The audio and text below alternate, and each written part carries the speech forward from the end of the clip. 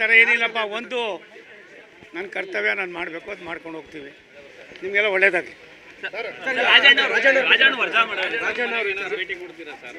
ನೋಡಪ್ಪ, ಒಂದು ನಿಮಿಷ ತಾಡ್ರಿ. ನಿಮ್ಮ ಮಾಧ್ಯಮದವರು ನೀವು ಸ್ವಲ್ಪ ಬದಲಾವಣೆ ಆಗಿದವ್ರೆ. ಯಾರು ಮಾತಾಡೋದು ಕಷ್ಟ. ನಿನ್ನೆ ಡಾಕ್ಟರ್ ಪರಮೇಶ್ವರ್ ಅವರ ನೋವನ್ನು ಕೂಡ ನಾನು ನೋಡಿದೆ. ಕೆಲವೊಂದು ಇಷ್ಟಿರುವಾಗ ನೀವು ಮಾತಾಡದೆ ಹೋದರೆ ಯಾರಿಗೂ ಗೌರವ ಇರೋದಿಲ್ಲ. ಒಬ್ಬ ಅನುಭವಿ ರಾಜಕಾರಣಿ ಆ ಮಟ್ಟದಲ್ಲಿ ಮಾತಾಡಬೇಕಾದಾಗ ನಿಮ್ಮ ಕರ್ತವ್ಯನೂ ನೀವು ಸ್ವಲ್ಪ ಅದನ್ನು. ನಾನು 50 ವರ್ಷ ಆಯಿತು ಅಧಿಕಾರಕ್ಕೆ ಬಂದು ನೋಡಿದ್ದೀನಿ. ಆದರೆ ಇಲ್ಲಿರೋರೆಲ್ಲ ಇದೊಂದಲ್ಲ 2% ಇಡೀ ತುಮಕೂರು ವ್ಯವಸ್ಥೆಗೆ ಅವ್ರು ನನ್ನ ಮಾತಾಡಿದ್ದೆಲ್ಲ ಕೇಳಿದೆ ನಾನು. ಆಗ್ಬಾರ್ದು ಪ್ರಶ್ನೆ ಅಲ್ರಿ.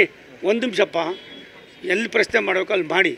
ಎಲ್ಲವೂ ಕೂಡ ತುಮಕೂರನ್ನು ಅವ್ರು ಹೇಳಿರ್ತಕ್ಕಂಥದ್ದು ಯಾರು ಮಾಡಿದರು ದಸರಾ ಇಲ್ಲಿವರೆಗೂ. ಒಂದು ನಿಮಿಷ ತಾಳಪ್ಪ. ದಸರಾ ಅದು ಹೇಳಿ, ಅವರು ಜೊತೇಲಿ ಇರ್ತಾರೆ 24 ಗಂಟೆ ನಿಮ್ಮ ಜೊತೇಲಿ. ಅದನ್ನು ಹೋಗಿ ಹೇಳಿ. ನೀವು ದಸರಾ ಮಾಡಿದರೆ ಯಾರಾದರೂ ದಸರಾ ಮಾಡುವಾಗ ಕೆಲವು ನ್ಯೂನತೆಗಳು ಹಾಗೆ ಆಗ್ತದೆ. ಒಂದು ಮನೆ ಕಟ್ಟಬೇಕಾದ್ರೆ ಎಷ್ಟು ಕಷ್ಟ. ಒಂದು ಇಡೀ ದೇಶ ಮಹಾರಾಜರು ಮೈಸೂರು ದಸರಾ ಶುರುವಾಗಿ ಎಷ್ಟು ವರ್ಷ ಆಯಿತು.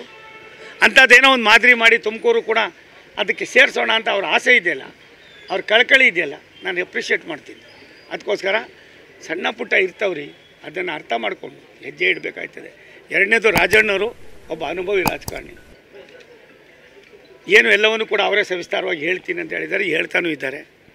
ಒಂದು ಕಾಲಚಕ್ರ, ಯಾವ್ಯಾವ ಕಾಲಕ್ಕೆ ಏನಾಯ್ತದೆ ಅದು ಆಯ್ತದೆ, ತಲೆ ಕೆಡಿಸ್ಕೊಬೇಡ ನಡಿ.